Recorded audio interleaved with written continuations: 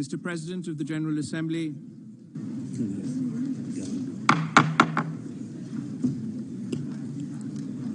Mr. President of the General Assembly, Mr. Secretary General of the United Nations, Honourable Ministers, Excellencies, distinguished delegates, I welcome you all and declare open the 46th annual meeting of the Ministers for Foreign Affairs of the Group of 77 and China.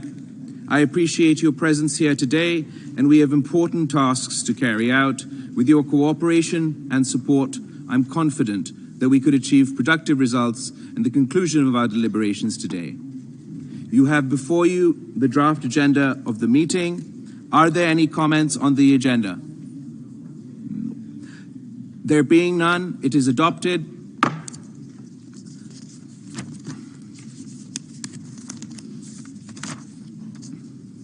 Excellencies, distinguished Secretary General, distinguished delegates, ladies and gentlemen, allow me to first thank all members of the Group of 77 and China for their trust and cooperation with Pakistan as the group's chair during the current year.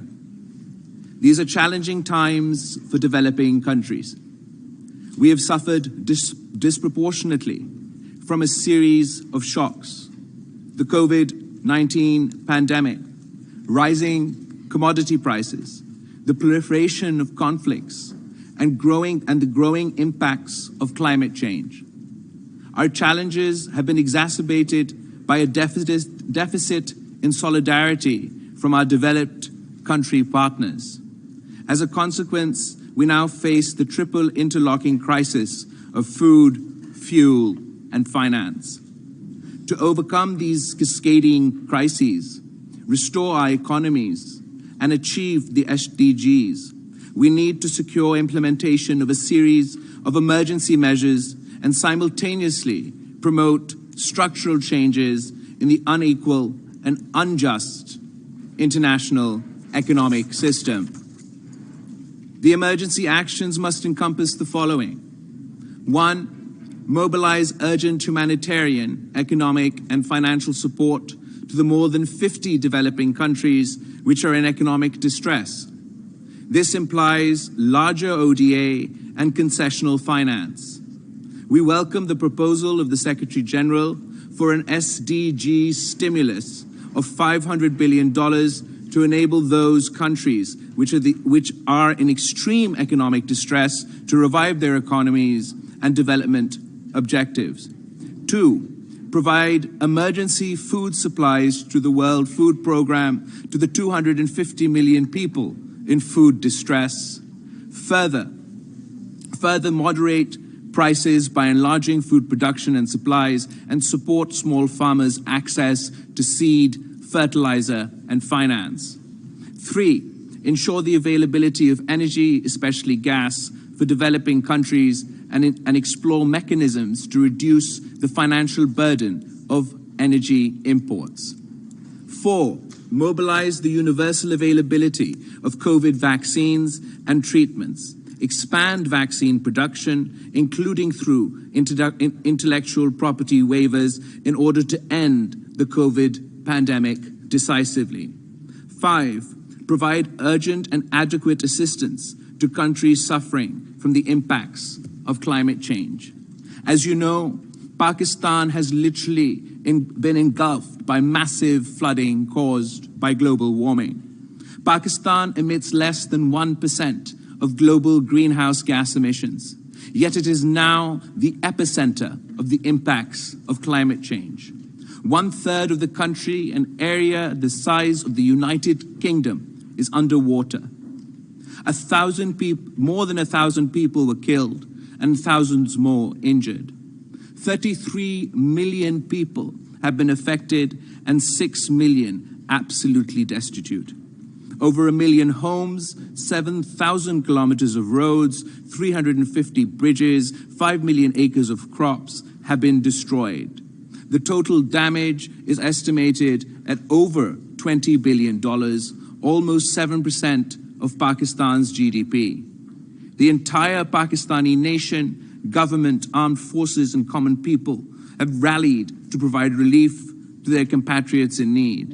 And we are grateful to our friends, including members of the Group of 77 in China, for their generous support that they have provided Pakistan in our relief efforts. We are confident that their support will be sustained as Pakistan moves to the daunting task of rehabilitation and reconstruction. And we are incredibly grateful for the Secretary General of the United Nations for arriving in Pakistan at a time of distress, witnessing firsthand the apocalyptic devastations caused by these monster monsoons, and becoming Pakistan's champion, becoming the developing world's champion for the impacts of climate change, and for his leadership on this issue. Excellencies, beyond the emergency actions I have outlined, we need to promote global structures and policies which can end inequality and inequity among and within nations, and enable all developing countries to achieve the SDGs and the goals of the Paris Agreement. This systemic and structural reforms should be encompassed by the following. First, it is essential to reform international finance. The United Nations Secretary General has rightly called the present international financial architecture morally bankrupt. It must be aligned with the SDGs.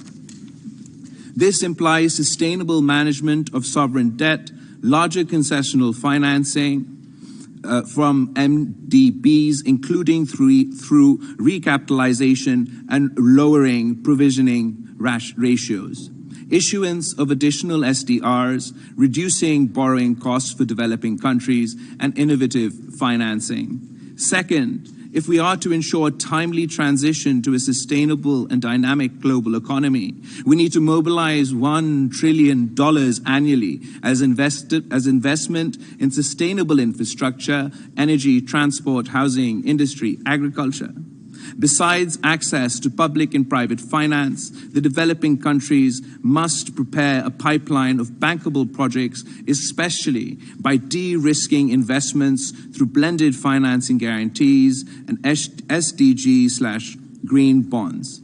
We should also consider setting up a UN policy board and utilize the UN country offices to promote sustainable infrastructure investment. Third, we must fully and faithfully implement the climate change agenda in accordance with the principles of common but differentiated responsibility. By COP27, we must secure fulfillment of the pledge by the industrialized countries to provide $100 billion plus annually in climate finance, allocate half of this to climate adaptation, and establish a financing facility to compensate developing countries for loss and damage from climate impacts. Meanwhile, the developed countries must assume the burden of mitigation to reach net zero emissions well before 2050. Fourth, the international trade system should be restructured to contribute to the achievement of SDGs through export-led growth in developing countries. To this end, preferential trade access for developing countries should be enlarged. They should be offered policy space for industrialization, e.g. through waivers from the TRIPS and TRIMS agreements, and unilateral trade protection and restrictions incompatible with the WTO agreements should be speedily eliminated. Fifth, the induction of a fair international tax regime, including digital trade, is essential to enable developing countries to mobilize larger domestic resources for development. Sixth, we should negotiate an international technology agreement aligned with SDGs. It should offer preferential access for developing countries to relevant advanced technologies and end discriminatory restrictions. It should also focus on global research and development, on scientific breakthroughs relevant to the 17 SDGs. 7, we should seek an equitable international information technology regime which bridges the divide and enables developing countries to leapfrog into global digital economy of the future. Excellencies, I hope that these proposals for emergency actions and reform will be reflected in the declaration we will adopt at this meeting and will be promoted by our group during the current session of the UN General Assembly. Apart from the cooperation which we desire and expect from the developing countries, the members of the Group of 77 plus China are also well placed to promote their development objectives through mutual South-South cooperation. Several mechanisms for South-South cooperation have been created within the UN system already. We welcome the President of China's Global Development Initiative, a critical component for rapid development. Is connectivity projects that can enhance trade, investments, and economic efficiency. China's Belt and Road Initiative is an outstanding example. Pakistan also looks forward to the completion of the Tapi gas pipeline, CASA 1000 electricity grid, the Pakistan-Afghanistan-Uzbekistan railroad, as well as the extension of the China-Pakistan economic corridor through Afghanistan. Once Pakistan-India relations are normalized, we can then look forward to the integration of emerging economies of South Asia, Central Asia, and West Asia. Excellencies, in order to advance our common objectives, Pakistan will convene a ministerial meeting of the Group of 77 in China next December. The conference's action-orientated discussions will assist the group to secure tangible outcomes, especially at the SDC summit to convene at the UN in September 2023 and at the proposed Summit of the Future in 2024. Excellencies, our countries and peoples confront monumental challenges. We need to change the policies and structures that perpetuate inequality and poverty. We need a positive response from the North to the legitimate objectives and aspirations of the developing world. We will not secure either without mutual support, solidarity, and unity. Let this mutual support, solidarity, and unity become our guiding principles as we endeavor to build a better and prosperous tomorrow for our peoples. I thank you. Honorable members, excellencies, distinguished delegates, we are pleased that the distinguished President of the General Assembly and the Secretary General of the United Nations are joining us this morning. I am now pleased to invite His Excellency, the President of the 77th session of the General Assembly, to address the ministerial meeting. Thank you much indeed, Minister Bilawal, Mr. Secretary General, Madam Deputy Secretary General, Excellencies, it is my great pleasure and honor to participate in the 46th annual ministerial meeting of the Group 77 in China. I commend Foreign Minister Bilawal Bhutto Zardari and the government of Pakistan for their leadership of the group in this year. As the leading voice of the developing world for 6 decades, the G77 has a key role to play in shaping the solutions that will help us manage and solve the mega crisis unfolding across our world. Excellencies, let's call things by name. It is a new era. It is a new chapter of history unfolding as we speak. The nature of the crises we face, the method of actors addressing them, the nature of the leadership roles played, the changing economic and environmental realities, and the changing roles of our organizations